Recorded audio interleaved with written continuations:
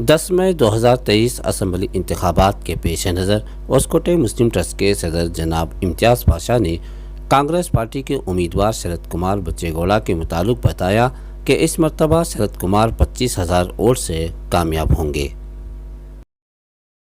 अस्सलाम वालेकुम। मैं शरद के साथ हैं पूरे भी, पहले बच्चेगौड़ा के साथ थे, अब शरद के साथ हैं। लास्ट टाइम इलेक्शन में हमें शरद को बात दिए थे, वो पार्टी छोड़कर जाना नहीं, कोई सी पार्टी को भी इंडिपेंडेंट में जीता बाद तो कांग्रेस को जाना गया। वो इस बात को हमारे शरद से उसमें टिके, कांग्रेस को गया लास्ट में।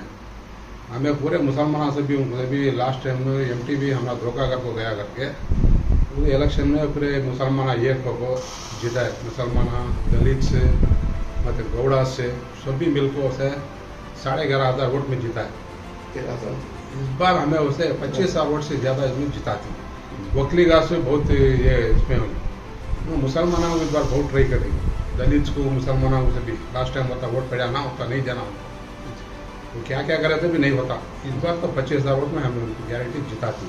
तो मुसलमानों के साथ कैसे ताल्लुकात थे शरद कुमार? मुसलमानों के साथ, उनके बाबा के साथ कैसे, बच्चेगौड़ा के साथ कैसे थे, उससे ज़्यादा अच्छा है ताल्लुकात शरद से।